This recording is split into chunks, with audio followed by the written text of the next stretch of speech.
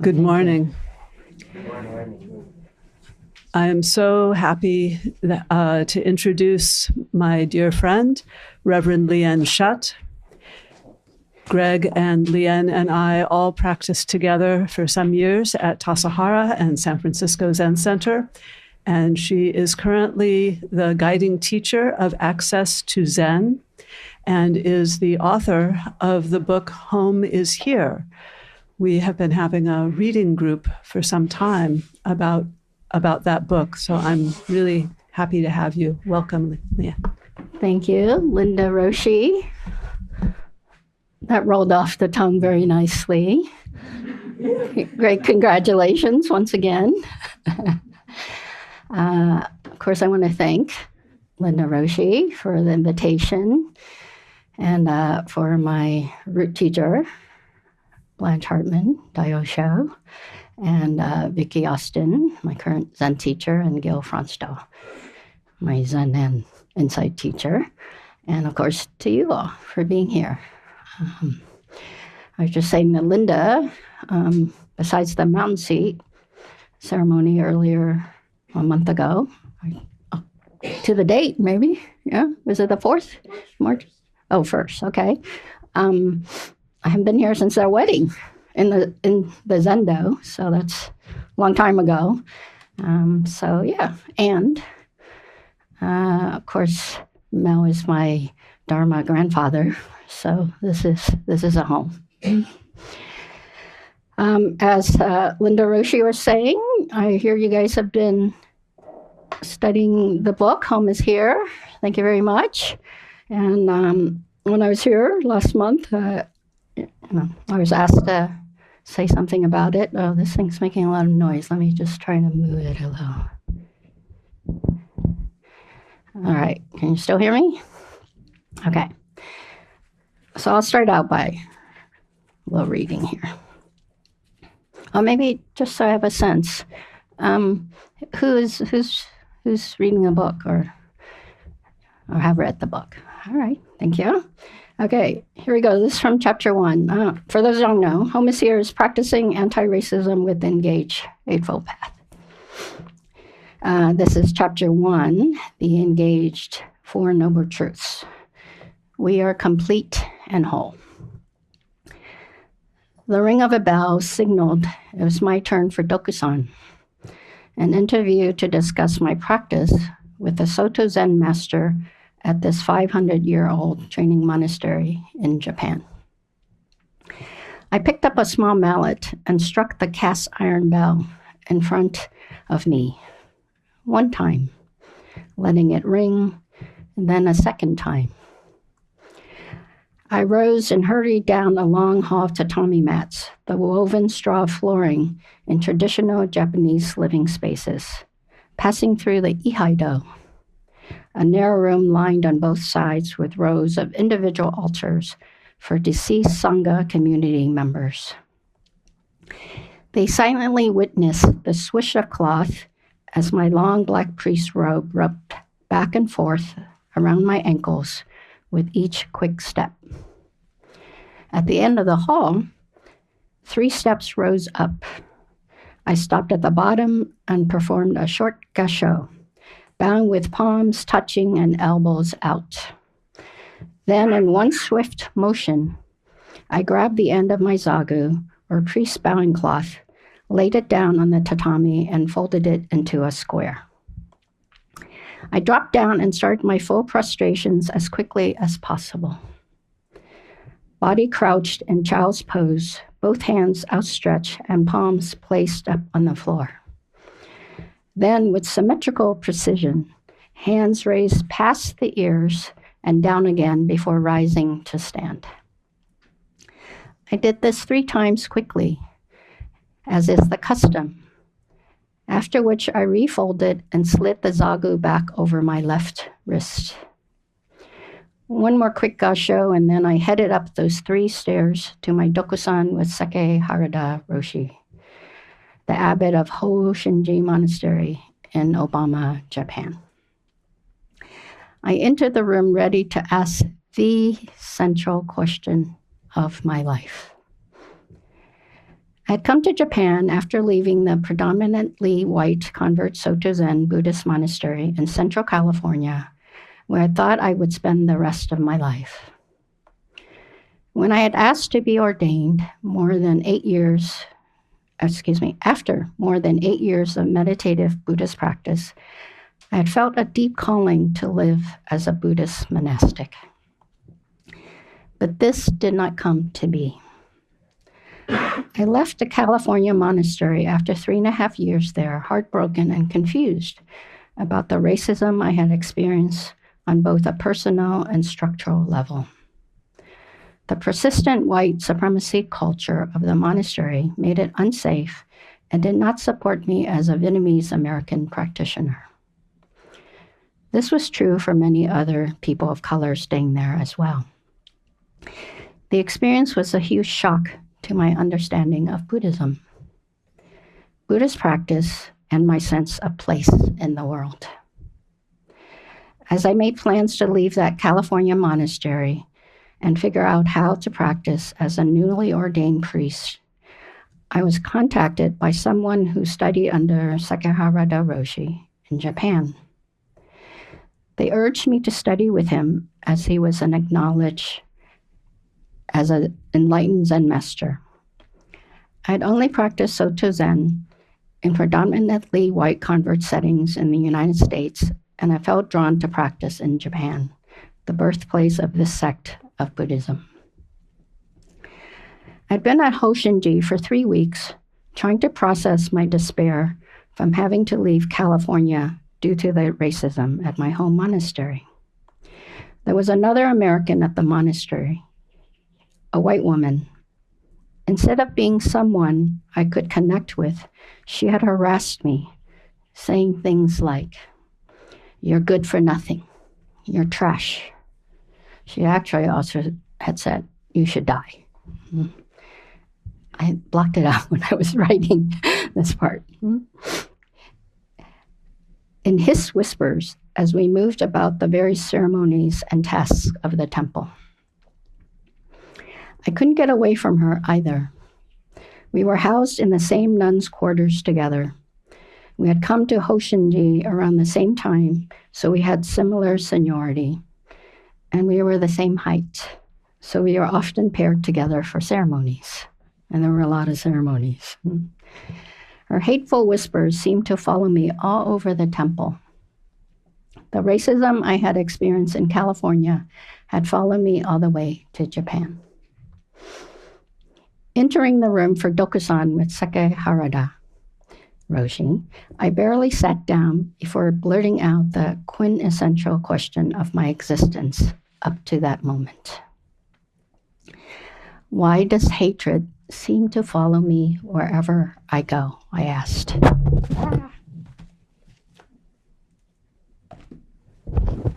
Excuse me.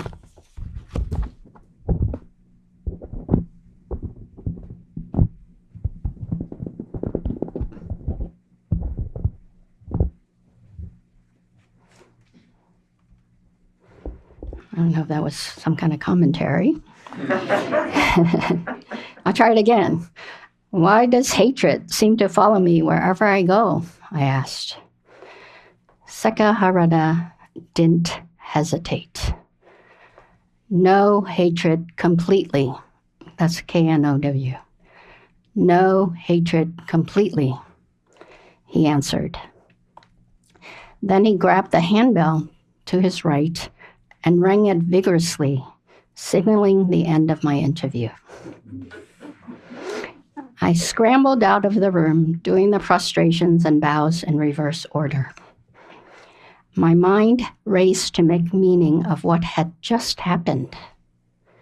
Nothing came. My mind had stopped.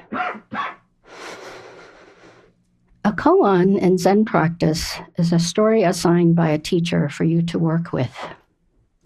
Various traditions have various ways of practicing with koans, but giving an answer to the teacher as part of the process is a commonality across sects. However, how the teacher accepts or rejects the answer is part of the mythology of this process, this practice. A well-known koan is, at this very moment, what is your original face before your parents were born? Many people think koans are paradoxes, but really they're stories to stop your mind, to bump it off its loop of incessant and well-worn patterns of thinking, planning, and processing. Koans open us to an understanding that's beyond habitual thinking. Life also gives us koans. For me, racism has been a koan I've turned over and over. Studying race theory was one of my answers to this koan. Other answers for my life have included activism and various jobs as a social worker focused on addressing the harmful results of racism. All of these were good answers. In Zen, we like to say, the question is more important than the answer. Why? Because questions often come up at uncomfortable moments. Deep questions arise when we're faced with circumstances in which our coping mechanisms aren't working anymore. At such moments, transformational change is possible if we stay open to all answers, especially unexpected ones. The system of white supremacy centers whiteness and makes itself subject while juxtaposing people of color as other, fragmenting us all into the delusion of separateness. Aware of this dynamic and its harm to people of color, I had to be careful to not simply search outside myself for answers. Like many Asian Americans and other people of color, at some point, I had to learn to value myself, reclaiming the validity of my own experience in any moment and in any condition.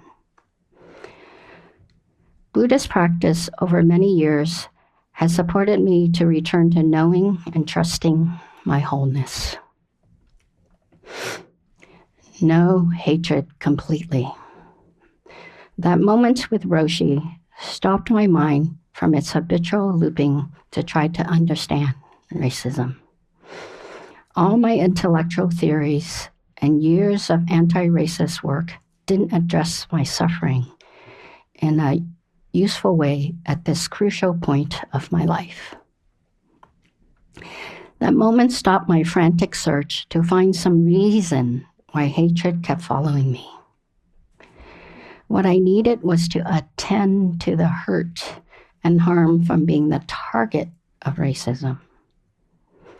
In Buddhism, we practice to be able to find settledness and clarity that's not dependent on the conditions of the world.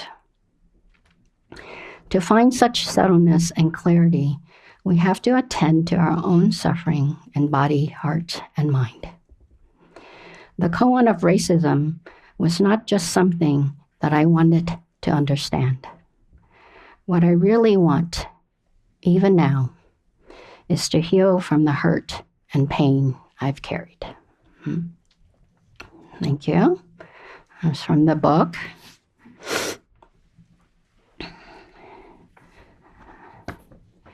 As I was thinking about this talk,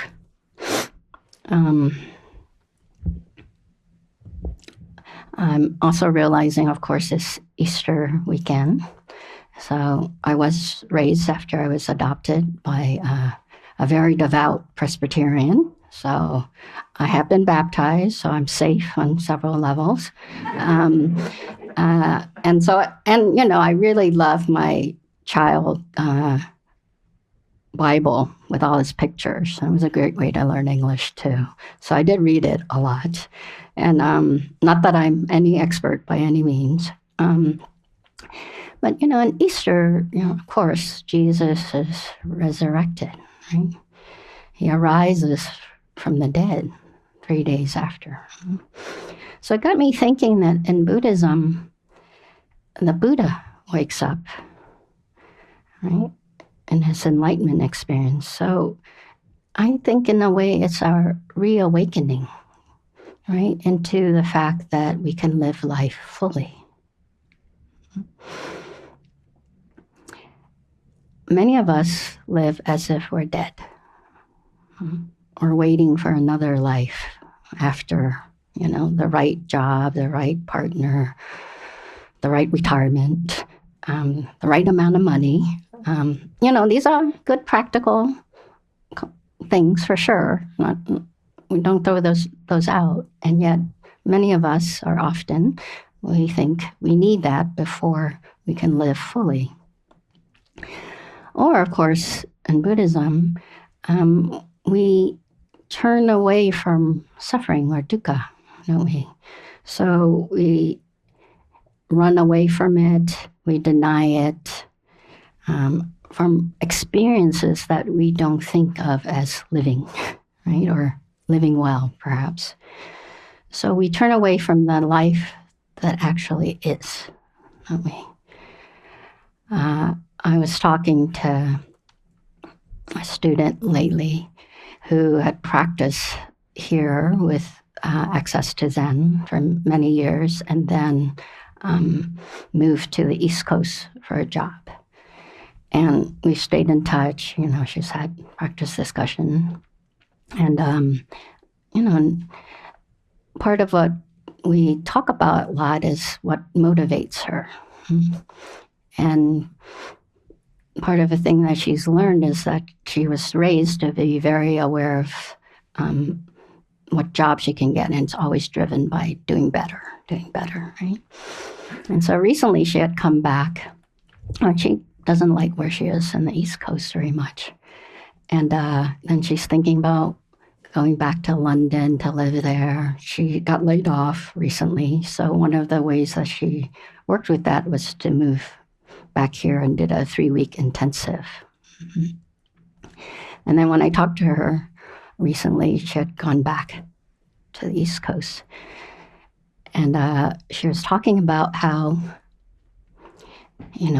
her mind after she got back was like, I was access to Zen and California is my home, but here I am, and on the East Coast, this is my home now and my work home. I came here for work.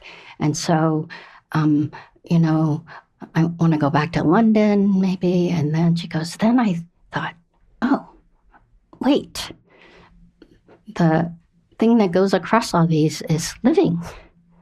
Where do I want to live, right? Or the living part. And so she's like, I should just maybe stay here and figure out what work will help me to live here. And she went on for a little bit, and then I was like, wait. I'm so glad you had the insight that living is the key, and yet you went back to what work will it do so I can live here, right? So I think we have to be very careful. To me, in many ways, when we come to practice and when we commit to practice, is when we actually say, I'm committed to living this life right here and right now. Now, the Bodhisattva vow is that we say, I'm committed to living right here, right now, and I'm committed to making conditions possible for all to live right here and right now fully. That's the piece. I think right now, because things are so difficult, I've been teaching this precept series as a response to what happened in Minneapolis. We're on our second series. And I know there's a lot of people keep going, how do the precepts help me? How do the precepts help me? And they want to be told what to do. And my thing is, what we think we practice to change ourselves. And that, I think, is a result of practice. we think we practice to change the conditions of the world.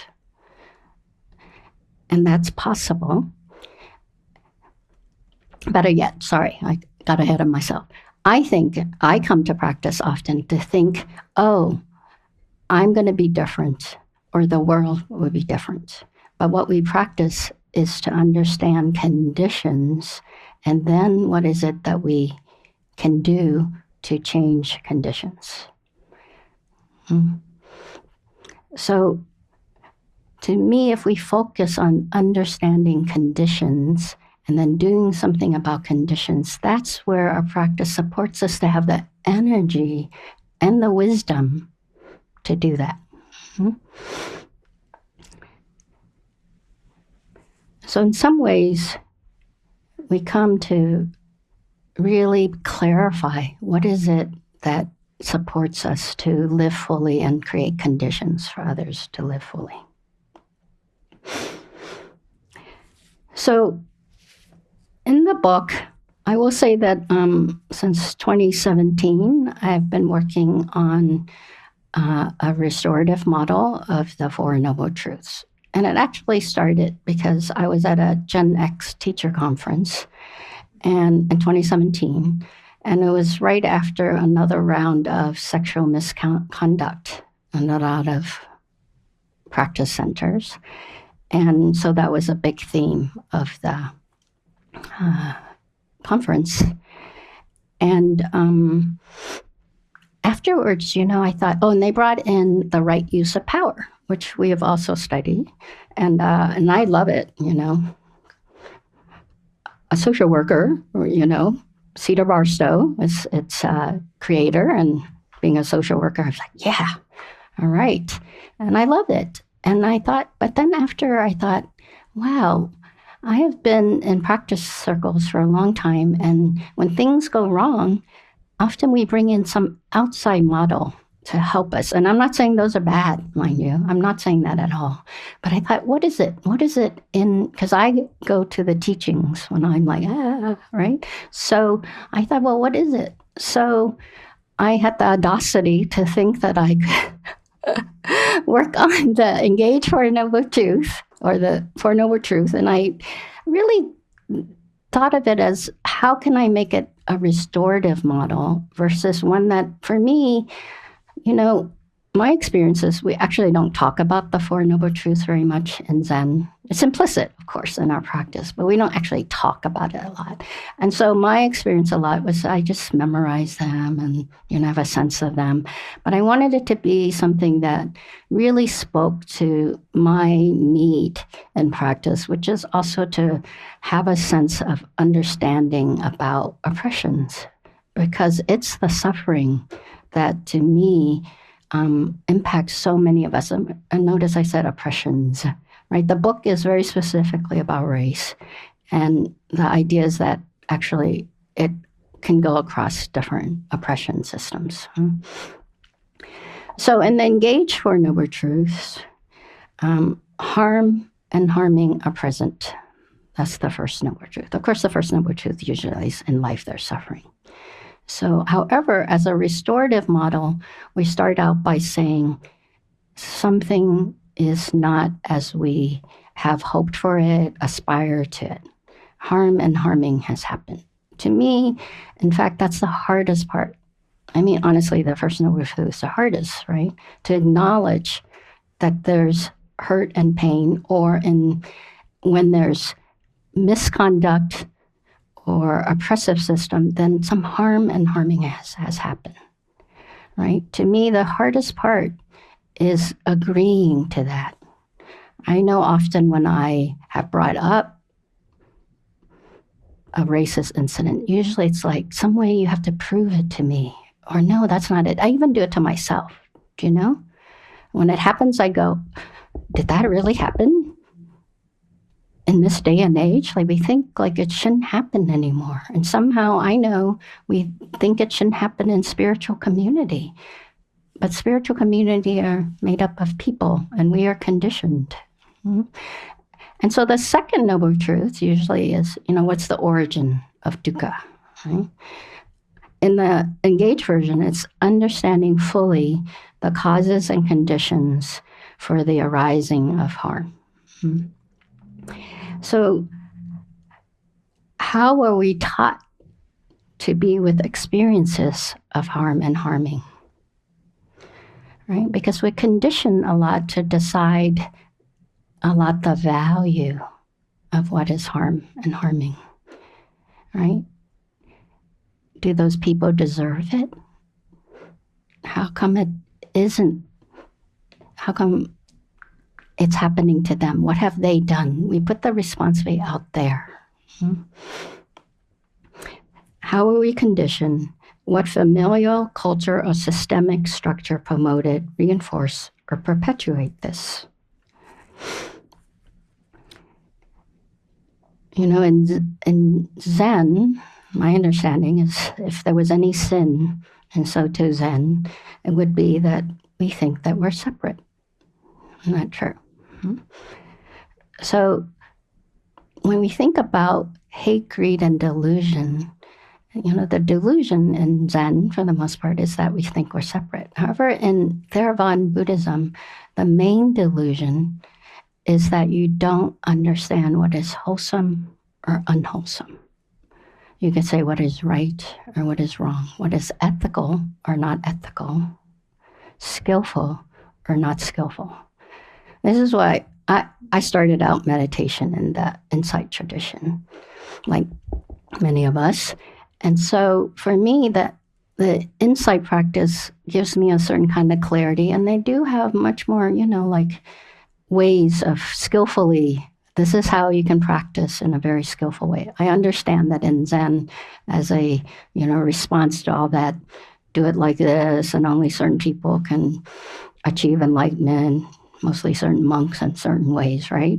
So I understand the response in Mahayana Buddhism that we don't point things out in clear way, because then we just conceptualize it. However, when there's so much difficulty that we have as we're sitting in wholeness, then when we don't feel whole, when we feel broken, when we feel fragmented, how can we work with what is here?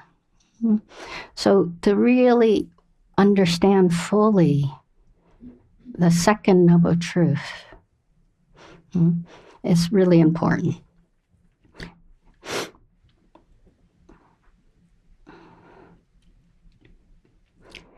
And you know, I think it can be misunderstood, this sense of commonality, that sometimes we think, oh, if I can find a commonality across everything, then that makes it okay. I think we have to be very discerning. We have to use wisdom. I remember when we were at Tassajara, I got there, and I think, I don't remember if we were in the same van, but we certainly arrived at the same time in 2002, April, at Tassajara. And then during one of the practice periods, the Iraqi war began. And I remember Linda Ruth, you know, for those who've been to practice periods, they're often trying to decide what actual news they should tell you because, you know, they want you to have a settledness as much as possible. So she did tell us, and then she invited us, those who wanted to do night sitting after that day in which we were told about it. And there were two of us in the Zendo, myself. I'm from Vietnam. I remember the Tet Offensive. I'm old enough. And then another woman, and then Linda Ruth. And I really felt supported by her being in the Zendo. And in that time, I remember the insight I had is that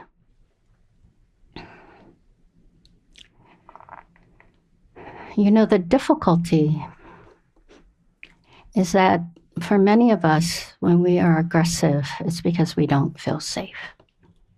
And so I understood that the president at the time and perhaps the country, right? People in this country don't feel safe because it's one of the first time in which war has landed, right, on the continent. Though, of course, if we take it way back, war was brought to this continent, to the people here, much earlier.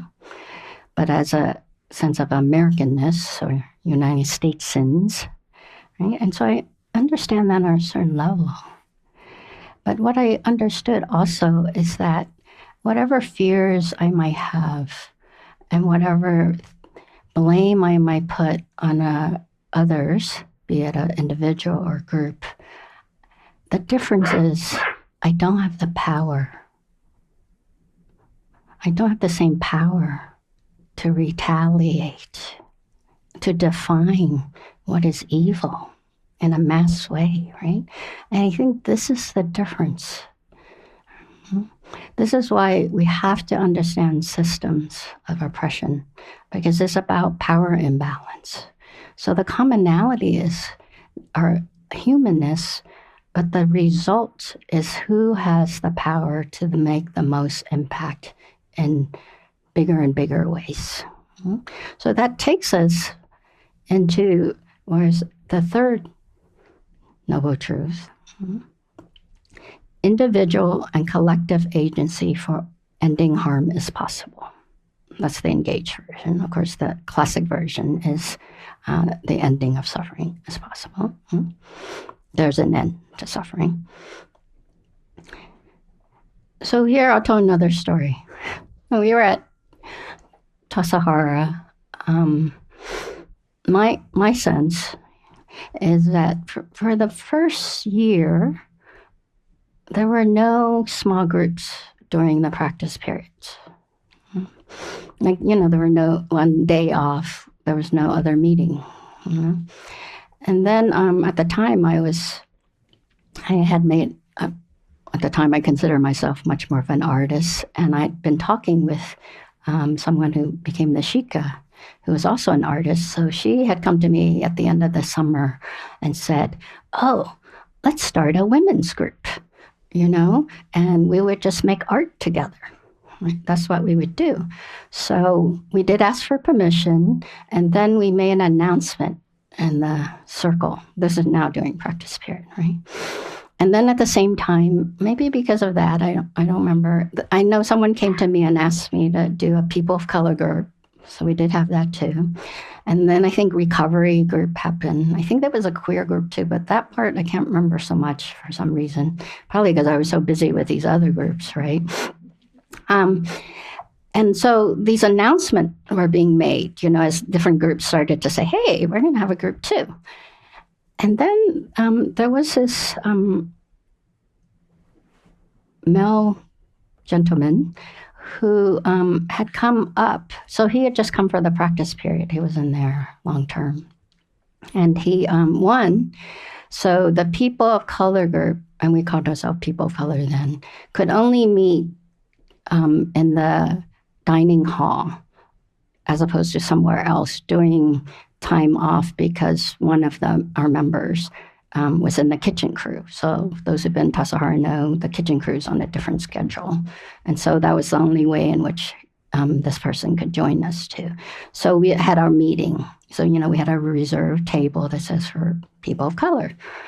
And this person had come up and said, oh, I want to join your group. And we're like, I'm sorry, this is for people of color.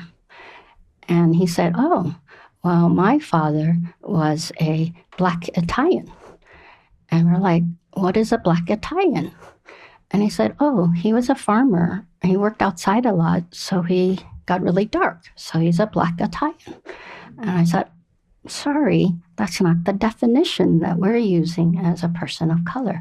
But it's very insistent. And I will say somebody in the group who was wondering about their person of colorness, in part because they were racially mixed, let him in. And I was like, not the group for me if this is what you're going to do, but that's okay. That was fine, right?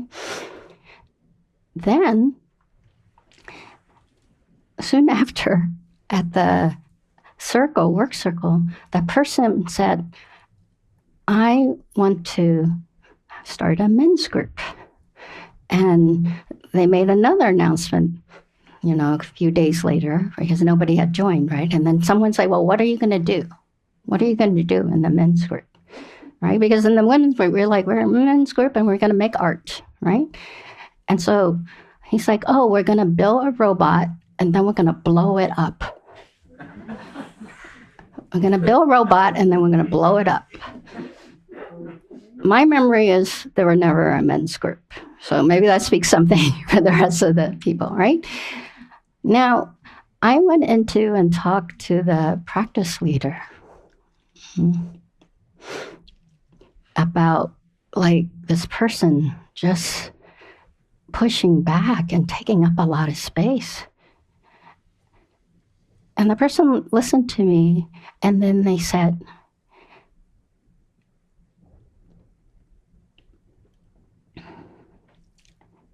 you should just put up with it. You're the senior here, right? And they were very frustrated with me. All I was asking was for them to talk to this person because I felt this person was not understanding these, safety boundary, really, right? But they were very frustrated because they felt I had to be the one. Now, on one level, now that I'm a teacher and I can understand people's do something about this, right? And as a teacher, you're like, oh, how do I support the one and support the whole? It's a constant, right? Koan, basically. And so here's something that's in the book that I only touch on and I think is really important. And so when we understand agency, we need to understand both personal agency and organizational agency. And I think this hopefully will be helpful too, because often when I bring an issue to someone in power, it's the responsibility gets put back on me. So one way that I would frame that is to use the up and down power. So do people understand when I say up and down power, or should I say something? Okay. In the right use of power, broadly, the understanding is that in any situation, there is power differential.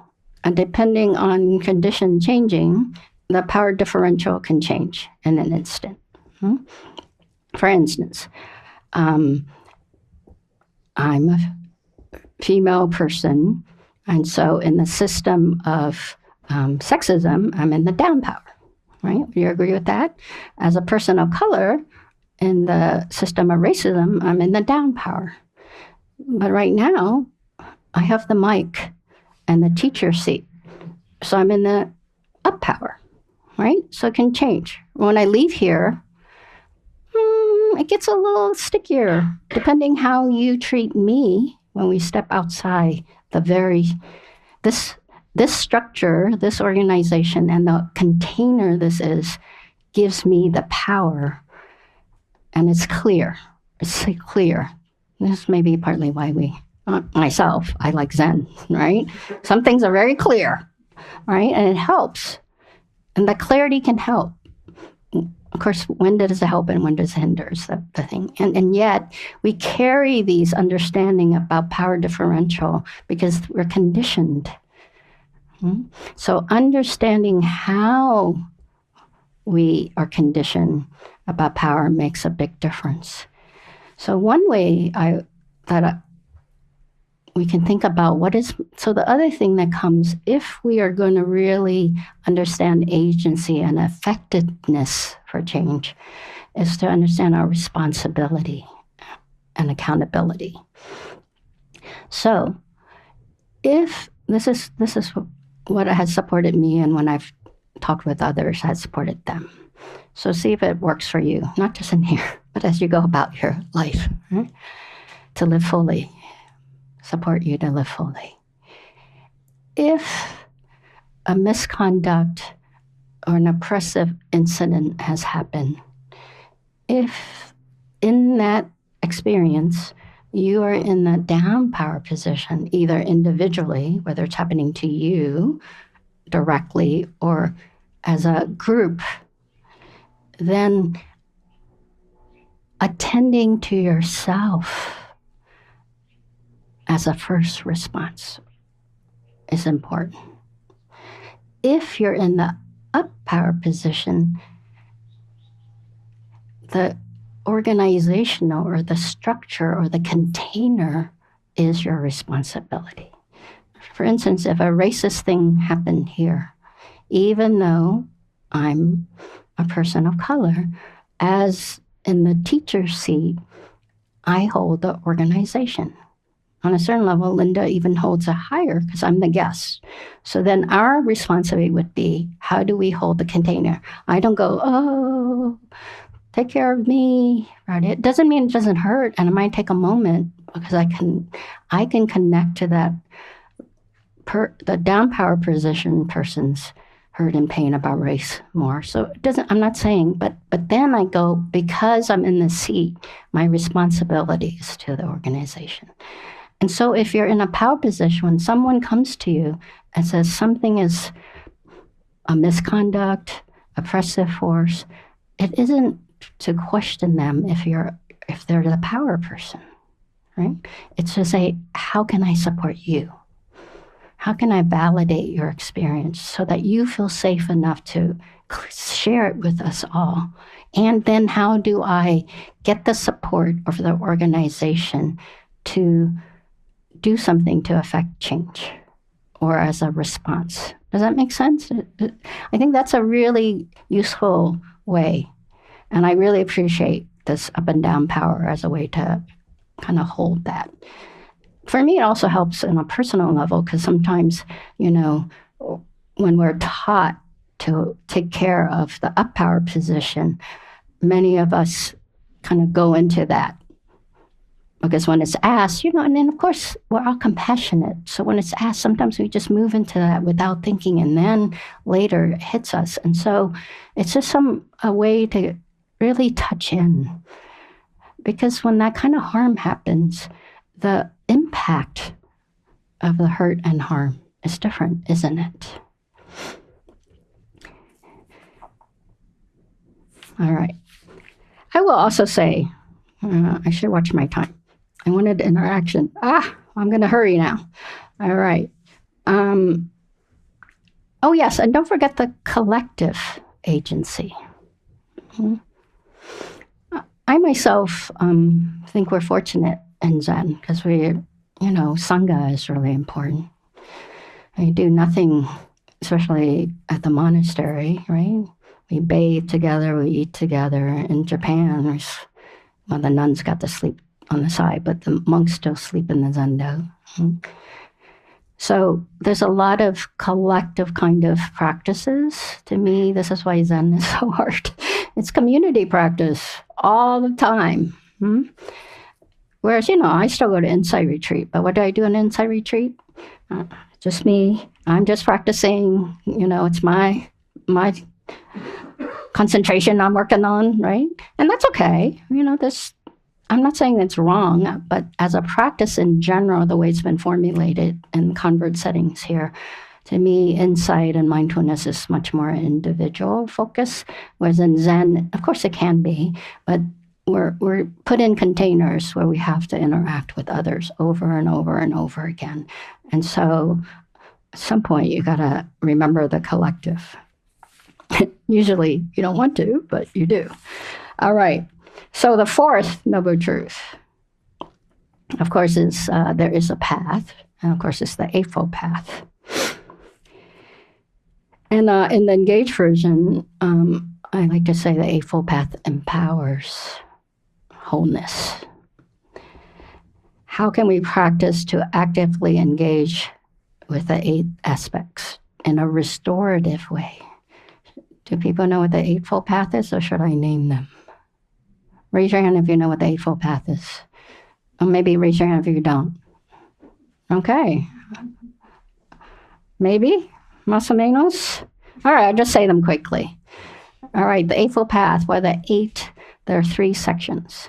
The wisdom section is skillful view or understanding, very specifically, the understanding of the 4 noble truths and karma. And this is the part that gets taken out a lot in that convert setting. And karma, the accountability part of Buddhism. Then it's also skillful thinking. However, skillful thinking, samyak sankappa, or samma sankappa, is thinking is always purposive in Buddhism. Sure, it's about how you think, but your thinking drives you into your beliefs. So these days, it's a better translation is motivation or attitude, right? Sure, it's based on your thinking, but your thinking drives you, and it drives you into the third of the Eightfold Path, which is the ethical conduct. Skillful speech, skillful action, and skillful livelihood. I like to call it the compassionate connection because it's the interactive part. And then classically, the third grouping is the samadhi, or sometimes the bhavana, the meditative, and that's skillful effort, skillful mindfulness, and skillful concentration. And I really appreciate Gil. He talks about it, yes, those are the 3 sections, but really the meditative qualities is used as the bridge between the wisdom aspect and the ethical conduct or compassionate connection conduct. Meditation as a tool is so that when we're meditating, we go, am I enacting my values? That's another way to understand the wisdom aspect. My view of the world and the values that are embedded, the wholesomeness of it. The purposive is towards the wholesome, not the unwholesome. So as I meditate, am I living these values, or what I've done, is it within my values, right? So the meditative quality is the bridge between our understanding and our action, or do our action go with our understanding or our values? Of course, in Soto Zen, the 6 paramitas is what is our guide, right? The Bodhisattva paramitas, dana, generosity, sila, shila, ethical conduct, kashanti, tolerance, virya, energy. And I really appreciate Dale Wright's version. It talks a lot about what is the energy of your life. How, not just skillful livelihood, sure, there's a lot in there about the right jobs, but really it's about, well, how do you use your energy towards life, towards fully living? And then the jhana or the meditative aspects, and then wisdom. So in summary here, and I had hoped for Q&A, but maybe I'll have to be in the garden. I apologize. Let me just close this off here.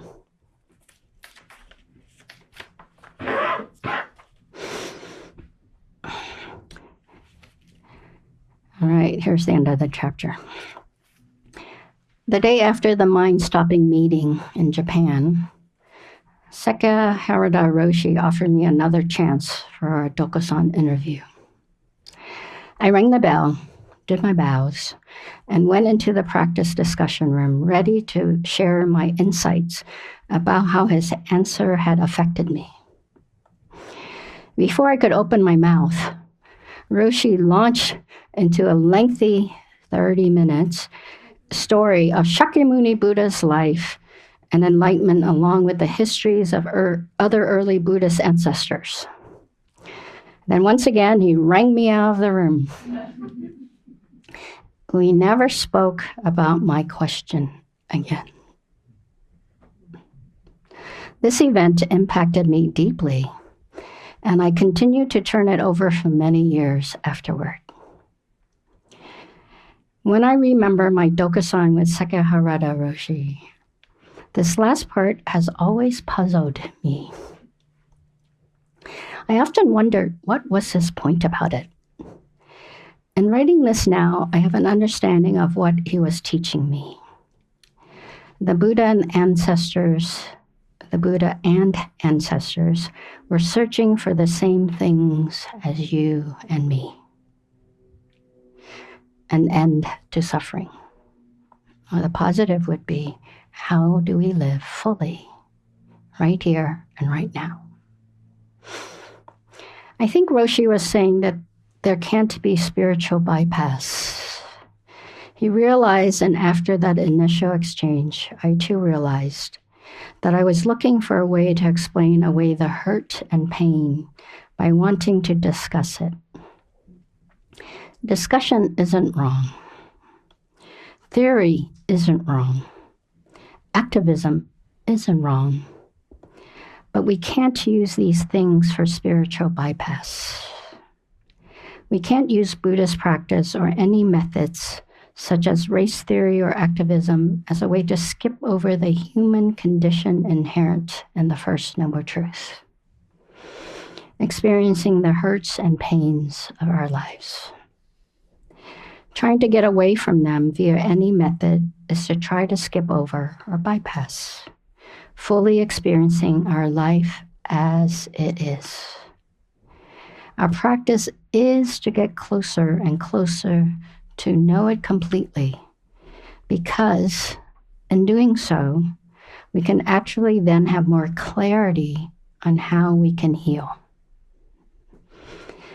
In Pali, the first recorded language of Buddhism, the term yonaso manasikara usually translates as wise attention.